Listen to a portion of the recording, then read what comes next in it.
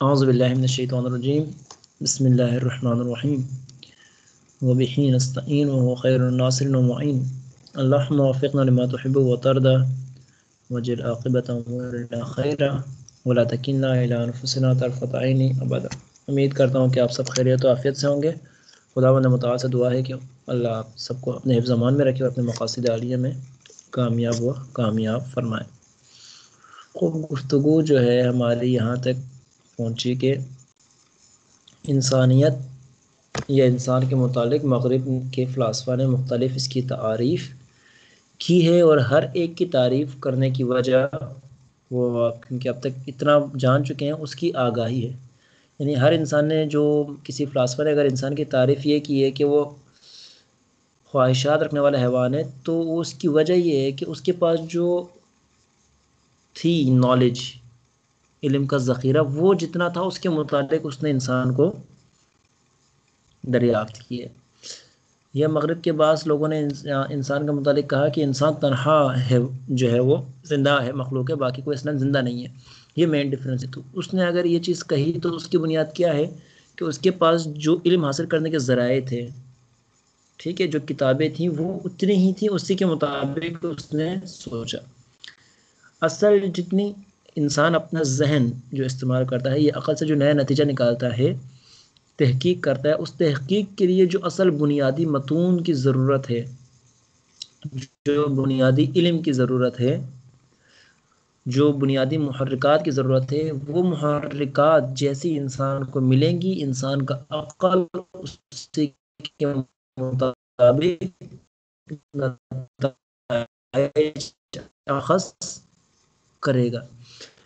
اب ایک انسان جس کے متعلق فلاسفہ یا نظریہ دونوں کے پاس ایک مکمل نہیں معلومات تھی، ایسا وہ ایک انسان نے جو دریافت کیا پہلے، اگلے انسان کی عقل نے جو سوچنا تھا اس کے لیے یہ محرک بنا، لہٰذا اب وہ اس سے تھوڑا سا آگے جانے لگا پہلے سے۔ جس طرح ٹیکنالوجی ترقی کرتی گئی کہ پہلے شخص کو بلب بنانے کے لیے تھوڑی سی چیزیں پتہ لگی، اس نے اس چیز کے مطابق اپنا ذہن لگایا اور نئی ایک تھوڑی سی چیز دریافت کر لی اور بلب روشن ہو گیا۔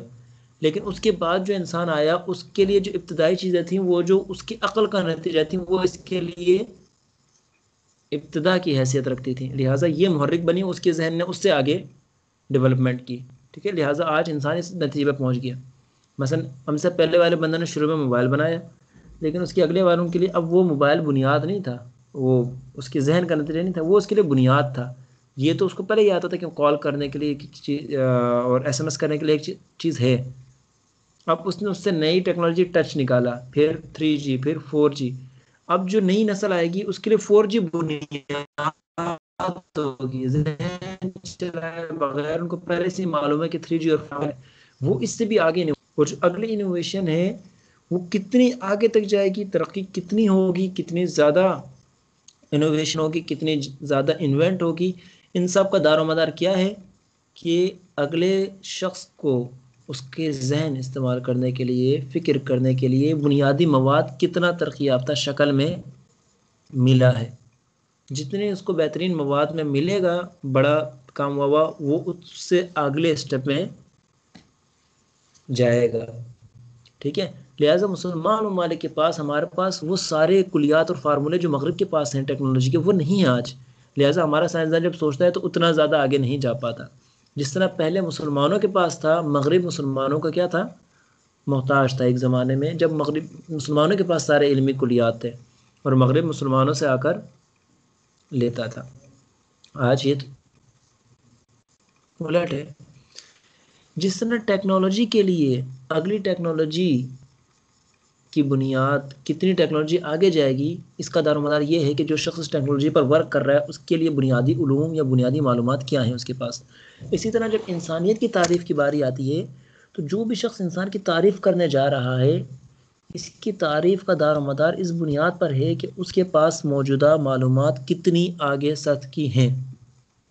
لہذا پہلے جب انسان کی تعریف ہو گئی تو وہ تعریف کیا تھی کہ انسان اور حیوان میں کوئی فرق نہیں ہے، ٹھیک ہے، تھوڑا سا انسان زیادہ سوچتا ہے۔ لیکن جب اگلا فلاسفہ آیا، اس نے کہا یار اس نے یہ جو معلومات لی ہیں یہ اس کی تحت نکالی، لہٰذا وہ اس سے تھوڑا سا آگے گیا، اور مختلف تعریف آگے گئیں. آج جو ہم پڑھنے جا رہے ہیں، آپ کا ایک کام یہ ہے کہ آپ کے پاس ایک ہفتے کا پورا ٹائم ہے. لیکچر ہمارے ہوں گے لیکن ہفتے تک آپ کا ہوم ورک کا ٹائم ہے کہ جو آج ہم پڑھ رہے ہیں ایک ایک لائن کے برابر ہوگا. وہ الگ الگ فلسفہ کا ہے. آپ نے یہ ڈھونڈ نکالنا ہے کہ یہ نظریہ کس فلسفہ کا ہے. ٹھیک ہے. اور آخر میں آپ نے یہ ڈھونڈ نکالنا ہے کہ آیت اللہ جوادی عاملہ کا کیا فلسفہ ہے انسان کے متعلق، انسان کی تاریخ کے متعلق وہ کیا فرماتے ہیں.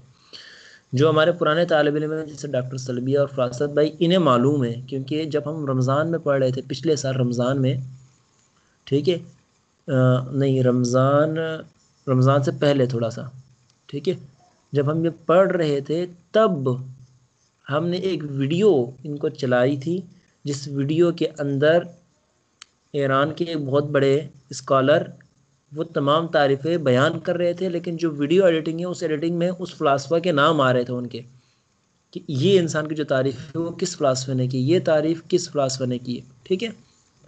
اور آخری اور جامع تعریف جو کی ہے وہ آیت اللہ جوادی عاملہ نے کس عنوان سے کی ہے. ٹھیک ہے. لہٰذا شہید مطہری بھی یہاں تعریف کرتے ہیں. تعریف کا مطلب کیا ہے کہ آپ انسان کو خود تعریف کہتے ہیں کہ آپ نے کیا کرنا ہے کہ اس کی کلیات بیان کرنی ہے کہ کہاں کہاں سے مشترکات ہیں اور کیا اس کا اختلاف ہے.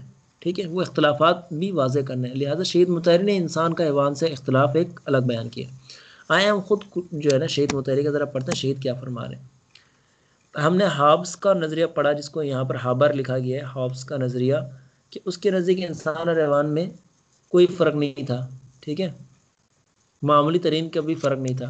اس کے بعد ایک اور فلاسفہ ہے جس کا یہ ہے کہ انسان جانوروں کے مشابہ مشینیں ہیں باقی جانور، لیکن انسان کیا ہے حیات رکھتا ہے. یہ کس فلاسفہ کا؟ یہ ہے ڈیکارٹ کا نظریہ. تو ڈیکارٹ اور ہابر کے نظریے میں کیا فرق آیا کہ ہابر کہہ رہا ہے اصلا کوئی فرق نہیں ہے، ڈیکارٹ کہتا ہے فرق ہے، لیکن وہ کہتا ہے کہ حیوان اصلا زندہ ہی نہیں ہے، انسان تنہا زندہ مخلوق ہے. ٹھیک ہے. لیکن اب اگلا جو فلاسفہ ہے ان کا کیا، بعض مفکرین آپ نے یہ ڈھونڈنا ہے کہ کس مفکر کا ہے. کہ نزدیک کیا ہے کہ انسان کو دنیا کا جاندار نہیں سمجھتے، اس کی اور دوسرے کے جنانوں کے درمیان بنیادی خصوصیات اور فوائد کے قائل ہیں. ٹھیک ہے. ان میں سے ہر ایک گروہ کے انسان کی کسی ایک خصوصیت کو پیش نظر رکھا ہے. یہی وجہ ہے کہ مختلف وجوہات کی بنیاد پر انسان کی مختلف تعریفیں ہوئی ہیں. یہ کیا وجہ ہے؟ یہ میں نے آپ کو بتایا. یہ جو یہاں کہہ رہے ہیں کہ ہر ایک مفکر نے کسی خاص خصوصیت کو رکھی ہے. کیوں رکھا؟ کیونکہ اس کے پاس جو معلومات کا ذخیرہ تھا وہ انسان کے متعلق اسی چیز کا تھا. لہذا ہر شخص کے پاس جو آیا اس نے وہی تعریف کی، اور اس کے سماج میں جو چل رہا تھا، مثلا ایک سماج کے اندر فحاشی ازم، خواہشات اور ان کا غلبہ ہے، تو اس نے جو انسان کی تعریف کی وہ خواہشات کی بنیاد پر کرے گا. ایک جگہ جہاں علم کا بڑا روب اور دبدبہ ہے، وہ جب انسان کی تعریف کرے گا تو اسی کے مطابق کرے گا. ٹھیک ہے. اب یہاں کہتے ہیں کہ مثلا حیوان ناطق، عقل اور فکر سے کام لینے والا کمال طالب، لا متناہی عقیدے کا تمنائی، ٹھیک ہے، کا طالب، یہ ایک ہے کا طالب انسان. دوسرا کیا ہے؟ لا متناہی عقیدے کا تمنائی ایک، اقدار کا متلاشی مافوق الفطرت، یہ اگلا ہے کہ اقدار کا متلاشی ہے، یعنی جو اقدار کی خاطر اپنی جان دے سکتا ہے، مافوق الفطرت حیوان. ٹھیک ہے. ایک سیر نہ ہونے والا، غیر معین ذمہ داری اٹھانے والا حیوان. دور اندیش، آزاد اور خود مختار انسان. گناہ گار، سماجی قانون کا پابند. ٹھیک ہے. حسن، یہ جو گناہ گار والا ہے یہ ڈاکٹر شریعتی کا ہے. وہاں شہید مطہری نے، ڈاکٹر شریعتی نے جو انسان کی خصوصیات بیان کی ہے وہ یہی ہے، اسیان. ٹھیک ہے. سماجی قانون کا پابند، حسن کا شیدائی، انصاف پسند. ٹھیک ہے. دوغلے پن کا حامل، فرائض عاشق. ٹھیک ہے. حامل فرائض. ٹھیک ہے. عاشق، باضمیر، بے خبر. ٹھیک ہے.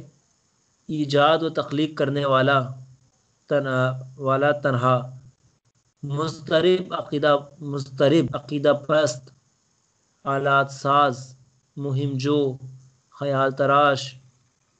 ٹھیک ہے. روحانی اور دروازہ روحانیت. اب یہ ہر ایک الگ الگ ہے. ہر ایک مضطرب حیوان مضطرب. ٹھیک ہے. عقیدہ پرست، آلات ساز. یہ ان میں سے ہر ایک پورا نظریہ ہے ایک فلاسفہ کا. یعنی ایک فلاسفہ اس بات کا قائل ہے کہ انسان کیا ہے؟ انسان وہ ہے کہ جو حسن کا شیدائی ہے.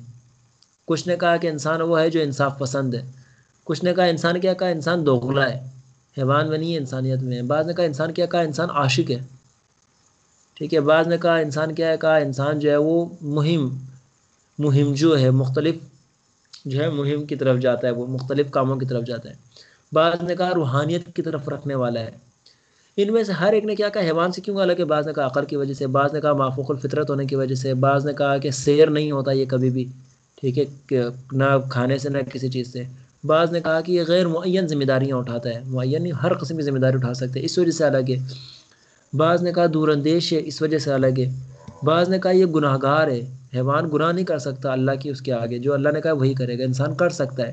یہ بہت اہم ہے یہ، کیونکہ شہید سب کو ایک ساتھ بیان کرے لہٰذا ہو رہا ہے، یہ بہت بڑا وہ ہے کہ عصیان کر سکتا ہے انسان، گناہ گار ہے، ٹھیک ہے، یعنی اللہ کے بنائے ہوئے قانون کے خلاف جاتا ہے یہ۔ بعض نے کہا کہ انسان کون نے کہا کہ حیوان کوئی سماجی قانون کے پابند نہیں ہوتے، لیکن انسان سماجی قانون کا کیا ہے، پابند ہے، ٹھیک ہے۔ تو یہ سب الگ الگ تعریفیں ہیں، ٹھیک ہے۔ اب یہاں شہید فرما رہا ہے کہ یہ بات واضح ہے کہ ان میں سے ہر ایک برتری اپنے مقام پر ٹھیک ہے۔ اب یہ جو اردو جس بندے نے ٹرانسلیٹ کیا ہے اس نے اس طرح ٹرانسلیٹ کیا ہے کہ سمجھنے والے بندے کو سمجھ نہیں آئے گا کہ چل کیا رہا ہے، ٹھیک ہے۔ عقل اور فکر سے کام لینے والا یہ ایک ہے، یہاں کوما لگنا چاہیے تھا، کوما لگایا ہی نہیں۔ کمال کا طالب یہاں کوما لگنا چاہیے تھا، ادھر بھی نہیں لگایا۔ لا متناہی عقیدہ کا تمنائی یہاں پر لگنا چاہیے تھا، یہ بھی نہیں لگایا۔ یہ اصل میں کومے ہیں ان سب جگہ پر، ٹھیک ہے۔ اگر ہم اس کا انگلش حصہ پڑھیں، ٹھیک ہے، تو یہاں آئی تھنک کہ اس نے کو دینا چاہیے، پھر بھی کوماز بہت کمی ہے۔